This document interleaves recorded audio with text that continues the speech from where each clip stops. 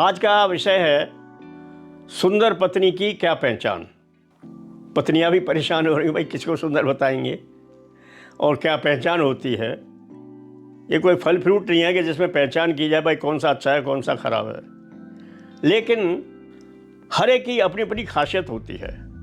कई लोग बोलते हैं ख़ास तौर से पत्नियां बाद में बनती है, पहले लड़की होती हैं। हर लड़की पत्नी होती है, हर पत्नी लड़की होती है, बहन होती है, बेटी होती है।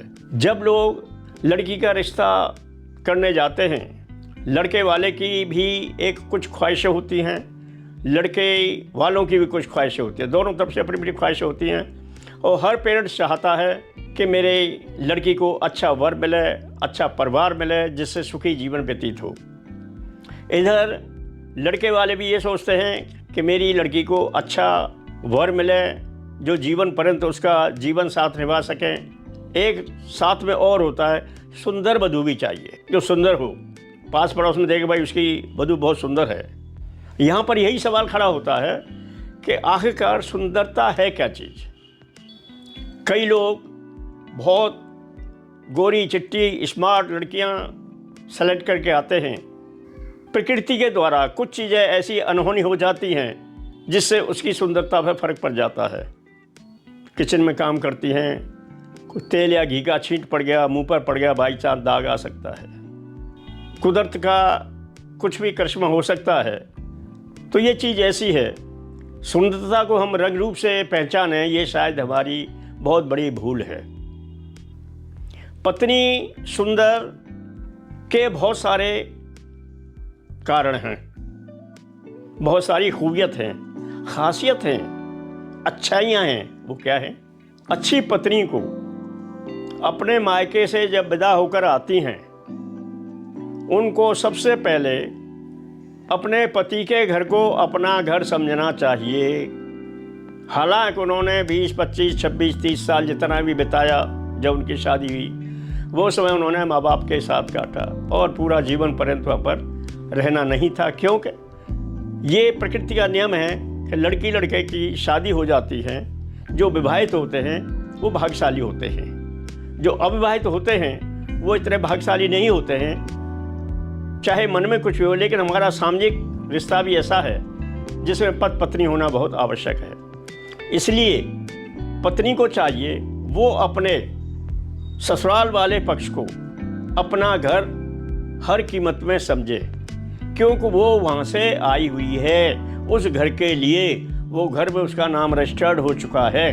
पहले दिन हम कार्ड में छाप देते हैं कौन हस्बैंड है, कौन पत्नी है, कौन किसका फादर इन लॉ है, कौन किसकी मदर इन लॉ है। ये 2 रिश्ते उसमें लिखे जाते हैं कार्ड में शुरू में। जब हम वहाँ पर लड़की हमारे घर पर आ जाती है, लड़की लड़के वालों के यहाँ आ जाती है, उसको पूरी तरह उस घर को एक्सेप्ट करना चाहिए। माँ को मम्मी, पापा को पापा। हालांकि हर शादीशुदा के दोनों तरफ लड़के लड़की के 2 माँ 2 बाप हो जाते हैं। और दोनों तरफ क्या होता है, लड़के वाला ही बोलता है father in law, mother in law, लड़की भी बोलती है mother in law, father in law. क्या बढ़िया है ना। तो 2 माँ 2 बाप हो गए उनके, और वो कानूनी हैं, कानून के तौर पर हैं, ऐसे बनावटी नहीं हैं। चाहे किसी भी रूप में शादी हुई है, लेकिन father in law, mother in law, और उसकी प्रॉपर्टी में भी उसका नाम आ जाता है। पहली बात।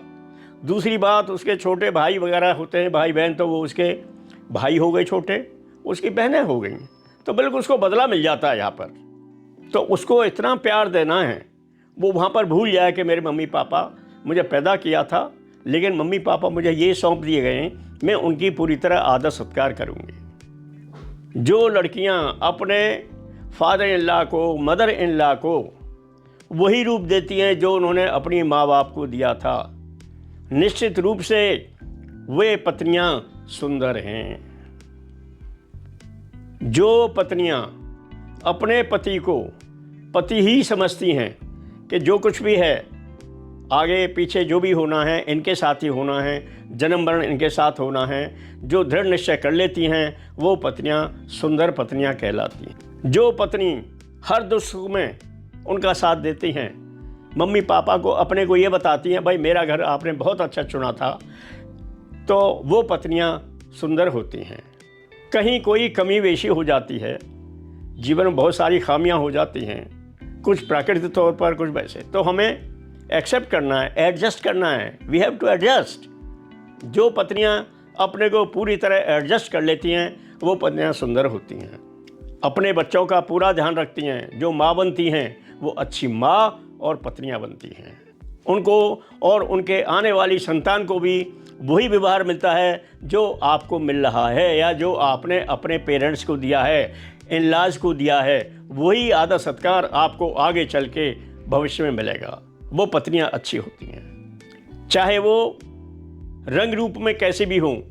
उनके इस तरह के गुण हैं, जिन पत्नियों में इस तरह के गुण हैं, जो घर में अपने को अच्छी तरह एडजस्ट होती हैं, कोशिश करती हैं किसी भी तरह से वाद विवाद न हो, और वाद विवाद हो उसको हम यहीं पर सुलझा लें, वो पत्नियां सुंदर होती हैं। तो मेरे दोस्तों, कभी भी रंग रूप पर मत जाइए, आप उनके गुणों पर जाइए। इधर पेरेंट्स इन लॉ को भी चाहिए कि उस बच्ची को ऐसे अपनाएं जैसे मेरी छोटी बच्ची थी। आपने पैदा नहीं किया है, लेकिन आपके अंदर वो लड़की बन के आई है, इसलिए आपने उसको पूरा वही प्यार देना है जो आपकी लड़की को मिला है। निश्चित रूप से आप अच्छी बहू, अच्छी पत्नियां प्राप्त करेंगे। तो मेरे दोस्तों, ये जीवन में कुछ उतारने वाली चीज़ें हैं, और हर गृहस्थी को ऐसे ही जीवन में उतारना चाहिए, चाहे वो हस्बैंड हैं, चाहे पत्नियां हैं, चाहे ससुर हैं, चाहे सास हैं। उन्होंने अपने को एडजस्टमेंट करें और इस तरह ही अच्छे रहें। पूरा परिवार उनका एक, जिसको बोलते हैं मंदिर की जाने की जरूरत नहीं आपको, वही आपका मंदिर है। घर ही आपका मंदिर है, और उस मंदिर को बनाने वाले कौन हैं? बहू बेटे, जिन्होंने आपके सुंदर घर को और सुंदर बना दिया।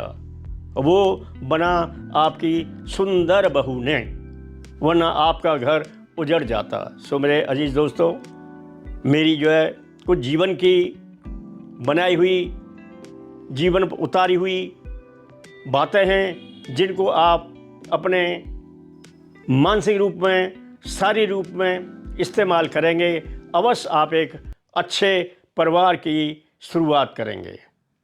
So thank you very much for your cooperation.